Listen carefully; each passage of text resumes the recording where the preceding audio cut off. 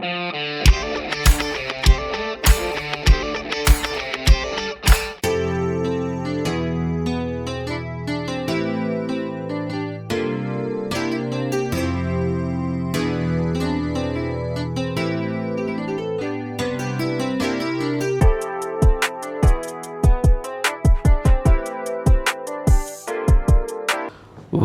நண்பர்களே, சிட்ரா tax YouTube channel சார்பாக உங்களை அன்புடன் அழைக்கிறோம். நம்ம என்ன பார்க்க போகிறோம்? ஈஸ்ட் இந்தியா கம்பெனி ஞாபகம் வருதா? ஹிஸ்ட்ரியில் நிறையா படிச்சிருப்பான். நம்ம இந்தியன் வரலாறு பூரா இதை பற்றியே படிச்சிருப்பான். 1600ஆம் ஆண்டு ஈஸ்ட் இந்தியா கம்பெனி இந்தியாவுக்கு வந்தது, வியாபார நோக்கமாக வந்தது, இப்படி இல்லாமல் படிச்சிருக்கோம். கடைசியில் என்னாச்சு? 1600 உள்ளே வந்தவன் 1947ஆம் ஆண்டு தான் நம்மளுக்கு சுதந்திரம் கொடுத்துட்டு போனான். இத்தனை வருஷம் நம்ம ஆண்டான் இல்லையா? இப்போ என்ன செஞ்சேன்? ஈஸ்ட் இந்தியா கம்பெனிக்காரன் வந்து நான் வியாபாரத்துக்கு வரேன் அப்படின்னு சொல்லி இந்திய நாட்டுக்குள்ளேயே ஒரு 600க்கு மேற்பட்ட மன்னர்கள் இருந்தாங்க. இந்திய நாட்டுக்குள்ளேயே 600க்கு மேற்பட்ட மன்னர்கள் இருந்தாங்க. அவன் என்ன செஞ்சான்? ஒவ்வொரு மன்னரையும் தூண்டி விடுறது. உனக்கு நான் சப்போர்ட் பண்ணுறேன், நீ போய் அவனை போய் அடித்து அந்த பகுதியை நீ கைப்பற்றிக்க அப்படின்னு சொல்லி ஒவ்வொரு மன்னர்களையும் போய் பேசுகிறது. நான் உனக்கு சப்போர்ட் பண்ணுறேன், அந்த மன்னர் உன்னை அடிக்க வரான், அதனால் உனக்கு நான் சப்போர்ட் பண்ணுறேன், ஏன் இராணுவம் உன் இடத்துல இருக்கும், அதுக்கு சம்பளம் எல்லாமே நீ கொடுத்துரு, உன் பாதுகாப்பை நான் பார்த்துக்கிறேன் அப்படின்னு சொல்கிறது. அங்கிட்டு போய் நீ போய் அவனை அடிடான், நீ போய் அவனை அடிச்சிரு, உனக்கு ஏதாச்சும் வந்தால் உனக்கு நான் சப்போர்ட் பண்ணி, இப்படி ஒவ்வொரு மன்னர்களையும் இந்திய நாட்டுக்குள்ளே ஏகப்பட்ட மன்னர்களை இந்த மாதிரி தூண்டி விட்டு ஒவ்வொருத்தரையும் அடித்து நீ செத்துட்டு போ அப்படின்னு சொல்லி தூண்டி விடுறது. அப்போ தூண்டி விட்டோடனே என்னாச்சு அப்படின்னா, அந்த இந்தியா ஃபுல்லாகவே ஆங்கிலேயர்கள் என்ன பண்ணான்? தன்னுடைய பலத்தை உயர்த்திக்கிட்டு இனிமேல் எல்லா மன்னர்களும் எனக்கு நீங்கள் கப்பம் கட்ட வேண்டும், எல்லா பேரும் நீங்கள் அந்த பகுதியை வச்சுக்கோங்க, ஆனால் அந்த பகுதிக்கு உள்ள ரூபாய் எனக்கு மாதத்துக்கு இவ்வளோ நீ கொடு, நீ சின்ன பகுதியாக இருந்தால் நீ கம்மியாக கொடு, பெரிய பகுதியாக இருந்தால் நீ நிறையா கொடு, இப்படின்னு சொல்லி நம்ம நாட்டிலே வந்துக்கிட்டு நம்ம இடத்துக்கு நம்மகிட்ட வரி வாங்கி இங்கே உள்ள வளத்தை முழுவதையும் இந்தியாவில் இருந்த ஏகப்பட்ட வளங்கள் இருந்தது. வைரம், வைடூரியம், தங்கம் அப்படி சொல்லி ஏகப்பட்ட மதிப்பு வாய்ந்த பொருள்கள்லாம் நிறையா இருந்தது. அதுமாதிரி நிறைய நம்ம விவசாயம் பண்ணி நிறையா வச்சுருந்தோம். பருத்தியெல்லாம் நிறையா நம்ம விவசாயம் பண்ணோம். என்ன பண்ண ஆங்கிலேயர்கள்னால் இங்கேருந்து எல்லாத்தையும் கொள்ளையடிச்சிட்டு போயிட்டு மக்களுக்கு பூரா பட்டினியில் செத்துக்கிட்டு இருப்பான். ஆனால் இவங்க என்ன செய்யலாம்? நம்மளுடைய செல்வத்தை கொழிச்சுக்கிட்டு நம்ம இந்தியர்களையே இராணுவத்தை பயன்படுத்திக்கிட்டு அங்கே இராணுவம், போலீஸ் பூரா இந்தியர் இருப்பான். அதுக்கு ஹெட்டாகத்தே ஆங்கிலேயர் இருப்பான். அந்த இராணுவத்தை பூரா நம்ம நாட்டுக்காரனே அடிக்க வச்சு எல்லா வளத்தையும் கொள்ளையடிச்சு போய் ஆங்கிலேயர்கள் இங்கிலாந்து கொண்டு போனாங்க. நம்ம பூரா செத்துக்கிட்டு இருப்போம். ஆனால் ஆங்கிலேயர்கள் என்ன செய்யலாம்? நம்ம வளத்தை, நம்மளோட செல்வத்தை பூரா கொள்ளையடிச்சு போய் ஆங்கிலேயர் என்ன செய்கிறாங்க? செல்வ செழிப்போடு வளர்ந்துக்கிட்டாங்க. நம்மளுக்கு 1600 வருஷம் நம்ம புக்கில் படிச்சிருக்கோம். ஆனால் இன்றைக்கி நிலைமை என்னென்னா, நம்ம இந்தியாவுக்கு எப்படி ஒரு கிழக்கிந்திய கம்பெனி இருந்ததோ, எப்படி நம்ம வளத்தை பூரா கொள்ளையடித்து இங்கிலாந்து கொண்டு போனாங்களோ, அது மாதிரி இன்றைய கிழக்கிந்திய கம்பெனி அப்படின்னு சொன்னால் அமெரிக்காக்காரன். இந்த உலகத்துக்கே கிழக்கிந்திய கம்பெனி வச்சுங்களேன், உலகத்துக்கே கிழக்கிந்திய கம்பெனி அப்படின்னு சொன்னால் அமெரிக்காரன் தான். இந்த அமெரிக்கா என்ன பண்ணுறான்னா அதே மாதிரி தான். இப்போ போர் நடந்துக்கிட்டு இருக்கு இல்லையா, இதை வச்சு நம்ம பார்ப்போம். இப்போ போரில் என்ன முக்கியமாக நடந்துருக்குன்னா, இப்போது வளைகுடா நாடுகள் Iran, Iraq, Saudi Arabia, Kuwait, UAE, அப்புறம் பஹ்ரைன், கத்தாரு, இந்த மாதிரி நிறையா கண்ட்ரிஸ் இருக்குது. இது பூரா முஸ்லீம் கண்ட்ரிஸ். அவங்களுக்குள்ள ஒரு பிரிவினை உண்டு பண்ணிடுறாங்க.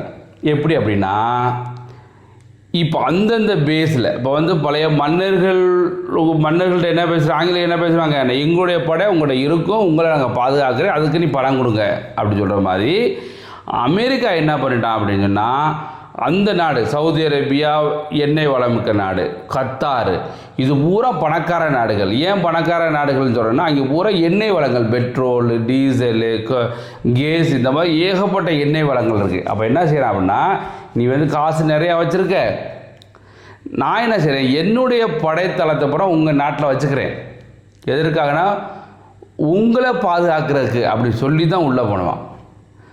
அப்போ என்ன செய்யலாம், எங்களுடைய படைத்தளம் அமெரிக்கா படைகள் பூரா உங்கள் நாட்டில் இருக்கும், எங்களுக்கு இடம் கொடுங்க, அந்த இடத்துக்கு உங்களை பாதுகாக்கிறதுக்காக எங்களுக்கு ஒரு பணம் கொடுங்க அப்படின்னு சொல்லி அமெரிக்காக்காரன் என்ன செஞ்சிட்டான்னா, எல்லா பேர்த்துட்டையும் பணத்தை வாங்கிட்டு அங்கங்கே அமெரிக்க பேஸ், கத்தாரில் பெரிய பேஸ் அமெரிக்காவுடைய படைத்தளம் இருக்குது, சவுதி அரேபியாவில் பெரிய படைத்தளம் இருக்குது, பஹ்ரைனில் இருக்குது, யூஏயில் இருக்குது, இது மாதிரி எல்லா கண்ட்ரீஸுமே தன் படைத்தளத்தை அங்கே அமைச்சிட்டாப்புல. ஈராக்கில் இருக்குது. அமைச்சிட்டு ஈரானை வந்து தாக்கி அவனை அழிச்சிட்டு அவன்கிட்ட உள்ள வளத்தை பூரா கொள்ளையடிச்சு கொண்டு போகணும்.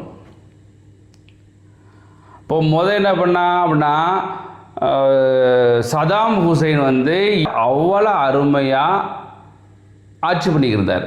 தவறுகள் செய்யாத கிடையாது, சில தவறு செஞ்சுருக்கலாம். இருந்தாலும் தன்னுடைய நாட்டு மக்களுக்கு தன்னுடைய நாட்டை அவ்வளோ அழகாக நீட்டாக, எந்த ஒரு ரோடெல்லாம் பார்த்து அவ்வளோ பலப்படம் அவ்வளோ அருமையாக இருக்கும்.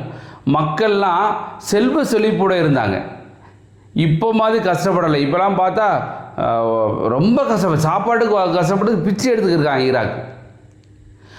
அப்போது அந்த என்ன செய்யணும், அந்த ஈராக்குள்ள சண்டை போட்டுட்டு என்ன எதுக்காக சண்டை போட்டான்னு தெரியுமா, அந்த ஈராக்கில் வந்து சதாம் ஹுசைன் அணு ஆயுதம் வச்சுருக்காரு அப்படின்னு சொல்லி பொய் சொல்லி அப்போ இருக்க அமெரிக்கன் பிரசிடெண்ட்டு என்ன செஞ்சாப்புல அப்படின்னா, படைத்தெல்லாம் அனுப்பி ஈராக்கை வந்து அடித்து நொறுக்கி அந்த சதாம் ஹுசைனில் வந்து தூக்கில் போட்டுட்டு அந்த ஈராக் நாட்டை கைப்பற்றிட்டாங்க. ஆறு அமெரிக்கா. ஆனால் பேருக்கு பொம்மை பிரைம் மினிஸ்டர் பிரசிடெண்ட்டாக வந்து ஒரு ஆளை நியமிச்சுட்டு அங்கே உள்ள எண்ணெய் வளங்களை பூரா அமெரிக்கன் கம்பெனிஸ் உள்ள நுழைஞ்சு எல்லாத்தையுமே அமெரிக்கன் கம்பெனிஸோட கண்ட்ரோலில் இப்போ ஈராக். அந்த ஈராக்கில் உள்ள அந்த அரசு ஊழியர் இருப்பாங்களே, அவங்களுக்கு சம்பளம் போடணும் அப்படின்றாலும் சொன்னாலும் சரி, இல்லை ஈராக்கில் ஏதாச்சும் ஒரு இன்ஃப்ராஸ்ட்ரக்சர் ரோடு போடணும், இந்த மாதிரி எது செஞ்சாலும் அமெரிக்காவுடைய ஒத்துழைப்பு இல்லாமல், கையெழுத்து இல்லாமல் எதுவுமே நடக்காது. காரணம் என்ன, எல்லாத்தையும் அமெரிக்கன் கண்ட்ரோல் பண்ணியிருக்காங்க. இப்போது அங்கேருந்து ஒரு 100 ரூபாய்க்கு எடுத்து வெளிநாட்டில் போய் விற்கிறாங்க, எண்ணெய் வளத்தை வந்து விற்கிறாங்க அப்படின்னா பாதிக்கு பாதின்னு வச்சுக்கலாம். எவ்வளவோ சில பணத்தை வந்து அமெரிக்காரன் அப்படியே கொண்டு போயிடுறது, மீதியை மட்டும்தான் ஈராக் கொடுக்குறது. கேட்டால் இங்கேருந்து எடுக்கிறோம், இந்த ஒரு பேரலுக்கு இவ்வளவு தரான். இப்போ பேரல் வந்து ஒரு $110 இப்போ போய்கிட்டு இருக்கு அப்படின்னா, இந்த பேரலுக்கு 10 ரூபா அல்ல பேரலுக்கு $20 $10 கொடுத்துட்டு மீதிலாம் கொண்டு போய் வெளிநாட்டில் விற்றுட்டு $110 சம்பாதிக்கிறது. இந்த மாதிரி அடுத்த நாட்டில் இருந்த வளத்தை பூரா அமெரிக்கா கொண்டு போகிறது. ரெண்டாவது எக்ஸாம்பிள் என்ன அப்படின்னா, இப்போ வெனிசுலா நாடு வந்து அமெரிக்கா பக்கத்தில் இருக்குது. அங்கே என்ன போய் சொன்னாங்க அப்படின்னு சொன்னால், வெனிசுலா நாட்டிலையுமே நிறையா எண்ணெய் வளங்கள் இருக்குது, தங்க சுரங்கங்கள் நிறையா இருக்குது, ஏகப்பட்ட எண்ணெய் வளங்கள் அங்கே நிறையா இருக்குது, தங்க சுரங்கங்கள் இருக்குது. அங்கே இந்த வெனிசுலா நாட்டை எப்படி இந்த அமெரிக்கன் பிரசிடெண்ட் என்ன சொன்ன அப்படின்னா, வெனிசுலா நாடு வந்து போதை கலாச்சாரத்தை கொண்டு பண்ணி அந்த போதை கலாச்சாரத்தை வந்து அமெரிக்காவுக்கு கடத்தி அங்கே நிறைய சம்பாதிக்கிறாங்க, அதுக்கு முக்கிய காரணமே அந்த பிரசிடெண்ட்டு தான், அவருமே வந்து என்ன செய்கிறார், இந்த போதை இல்லைன்னா நிறையா சம்பாதிக்கிறாருன்னு சொல்லி ஒரு பொய் சொல்லி இந்த அமெரிக்கன் பிரசிடெண்ட் ட்ரம்ப் என்ன பண்ணாப்புல அப்படின்னு சொன்னால், எல்லா படைகள் கப்பல் படையெல்லாம் எல்லாம் கொண்டு வந்து பக்கத்தில் நிப்பாட்டிட்டு ஒரு 2 மாதம் பயமுறுத்தி கடைசியில் ஒரு நாள் நைட்டு என்ன பண்ணாப்புல அப்படின்னா, ஒரு 50 ஹெலிகாப்டர் உள்ளே நுழைச்சி இராணுவத்தை உள்ளே அனுப்பி அந்த பிரசிடெண்ட் அங்கே ஒரு 50-100 பேரை துப்பாக்கியில் சுட்டுட்டு அங்கே உள்ள பிரசிடெண்ட்டையும் அவனுடைய ஒய்ஃபையும் கைது பண்ணி அமெரிக்கா கொண்டு வந்து அமெரிக்கன் ஜெயிலில் போட்டாப்புல.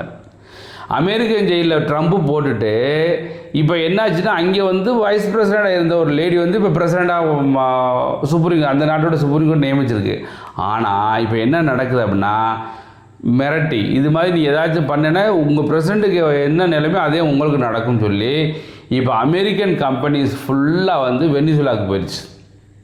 அங்கே உள்ள எண்ணெய் வளங்கள்லாம் வந்து அந்த கம்பெனிஸ் தான் பார்க்கும், அங்கே உள்ள தங்கச் சுரங்கத்தெல்லாம் அந்த கம்பெனிஸ் தான் நிர்வகிக்கும் அப்படின்னு சொல்லி நிறைய அமெரிக்க கம்பெனி உள்ளே போய் அதே மாதிரி அங்கே உள்ள வளத்தை பூரா கொள்ளையடித்து அமெரிக்கா கொண்டு வர்றது. இப்போ ஒரு 2 வாரத்துக்கு முன்னாடி ஒரு நியூஸில் பார்த்தேன், 900 கோடிக்கு மதிப்புள்ள தங்கத்தை வந்து வெனிசுலா நாடு அமெரிக்கா கொடுத்தா அப்படின்னு சொல்லி ஒரு நியூஸ் பார்த்தோம். இந்த மாதிரி ஒவ்வொரு நாட்டிலையும் உள்ள வளங்களை கொள்ளையடித்து அமெரிக்கா கொண்டு போய் அங்கே வந்து செழிப்போடு இருந்து அங்கே உள்ள இன்ஃப்ராஸ்ட்ரக்சர்லாம் பெரிய அளவில் கொண்டு பண்ணி நான் தான் பெரிய ஆள். அப்போ காசு நிறையா புழங்கணுன்னு அமெரிக்காவுக்கு அப்போது படைபலத்தை பெருசாக்குறது. அதே மாதிரி எல்லா நாட்டிலையும் அமெரிக்கா தவிர மீதி எல்லாம் முக்கியமாக இந்தியன்ஸ் என்ன செய்கிறாங்கனாக்கும் கொஞ்சம் படித்து முடிச்சோன்னே பெரிய ஆளாக அமெரிக்காவில் போய் அமெரிக்கன் கம்பெனியில் சேர்ந்து கோடியாக சம்பாரித்து இங்கேருந்து போன பெரிய பெரிய ஆளுகளுக்கு முக்கியமாக சுந்தர் பிச்சை அதே மாதிரி எல்லா பெரிய கம்பெனியும் இந்தியன் இருக்காங்க. ஒரு 100 கோடி சம்பாரித்தா அந்த கம்பெனி இவங்களுக்கு 1 கோடி கொடுத்து 99 கோடியை அமெரிக்கன் வச்சுக்கிறாங்க. எல்லா நாட்டிலேருந்து வளங்களையும் சுரண்டி கொண்டு போயிடுறது, எல்லா நாட்டிலையும் உள்ள அறிவாளிகளையும் காசை கொடுத்து எவ்வளோ காசு வேணும் வாங்கிக்க அப்படின்னு சொல்லி உலகத்தில் உள்ள அறிவாளிகள் முக்கியமாக இந்தியாவில் பெரிய அறிவாளிகள்லாம் வந்து காசை கொடுத்து கொண்டு போய் அங்கே நியமித்து அங்கே கம்பெனி அமெரிக்க கம்பெனி பூரா பெரிய லெவலில் ஆக்கிறாங்க. அப்போ இந்த மாதிரி ஈஸ்ட் இந்தியா கம்பெனி அதாவது 1600 எப்படி வந்து இந்தியாவுக்கு வந்த ஈஸ்ட் இந்தியா கம்பெனி கொள்ளையடித்து இங்கிலாந்து கொண்டு போனாங்களோ அதே மாதிரி உலகத்தில் உள்ள ஈஸ்ட் இந்தியா கம்பெனி அப்படின்னு சொல்லக்கூடிய அமெரிக்கன் என்ன செய்கிறானாக்கா எல்லா நாட்டிலையும் உள்ள வளங்களை வந்து கொள்ளையடித்து அமெரிக்கா கொண்டு போய் தான் வந்து செழிப்போடு வளர்ந்துக்கிட்டு பெரிய இராணுவத்தை உண்டு பண்ணி இந்த உலகத்தை மிரட்டிக்கிட்டு இருக்காரு இந்த அமெரிக்கன். அப்போ இந்த அமெரிக்கனை ஒழிக்கணும், இந்த மாதிரி ஈஸ்ட் இந்தியா கம்பெனி எப்படி ஒழிஞ்சதோ, எப்படி வந்து இந்த ஈஸ்ட் இந்தியா கம்பெனி இங்கிலாந்து இங்கேருந்து ஓடிச்சு இந்தியாவுக்கு வந்து ஒரு சுதந்திரம் கொடுத்துச்சு அப்படின்னா நேதாஜி சுபாஷ் சந்திர போஸ் தான் இதுக்கு முதல் காரணம். சேர்ந்து இந்திய தலைவர்கள் பல தலைவர்கள் சேர்ந்து எப்படி இங்கிலாந்துக்காரங்களை இங்கேருந்து விரட்டப்பட்டார்களோ அது மாதிரி உலகத்தில் உள்ள நாடுகள்லாம் சேர்ந்து முக்கியமான நாடுகள்லாம் சேர்ந்து அதாவது ரஷ்யா, சைனா, இந்தியா, இது வளைகுடா நாடுகள் எல்லாமே இந்த மதிப்பு அது மாதிரி யூரோப்பிய நாடுகள் அதாவது பிரான்ஸ், ஜெர்மனி இந்த மாதிரி நாடுகளை எல்லாம் சேர்ந்து அமெரிக்காவை எதிர்த்தா தான் எப்படி ஈஸ்ட் இந்தியா கம்பெனி இங்கேருந்து இந்தியாவிலேருந்து எப்படி வந்து ஓடிச்சோ இங்கிலாந்துக்கு அதே மாதிரி அமெரிக்காவும் உலகத்தை விட்டே போகணும். அப்படின்னா மீனிங் என்னது, எந்த நாட்டையும் அவங்க மிரட்டாமல் அவங்க வேலையை அவங்க பார்த்தா தான் இந்த உலகம் வந்து சுபிட்சமாக அமைதியாக இருக்கும். அப்போது எப்படி இந்தியாவில் இருந்த ஈஸ்ட் இந்தியா கம்பெனி எப்படி விரட்டி அடிக்கப்பட்டோமோ இப்போ இருக்க ஈஸ்ட் இந்தியா கம்பெனின்னு சொல்லக்கூடிய அமெரிக்காவை எல்லா நாடுகளும் சேர்ந்து விரட்டினா தான் இந்த நாடு அமைதியாக இருக்கும். ஸோ நண்பர்களே, நான் சொன்னது உங்களுக்கு பிடித்திருந்தால் மறந்துடாமல் நம்ம சேனல் சிட்ரா டாக்ஸ் யூடியூப் சேனலை சப்ஸ்கிரைப் பண்ணி சப்போர்ட் பண்ணுங்கள். இந்த வீடியோவை நிறைய பேர்த்துக்கு ஷேர் பண்ணுங்கள். நன்றி நண்பர்களே, நன்றி, வணக்கம். மறந்துடாமல் நம்ம சேனல் சிட்ரா டாக்ஸ் யூடியூப் சேனலை சப்ஸ்கிரைப் பண்ணி சப்போர்ட் பண்ணுங்கள். நன்றி.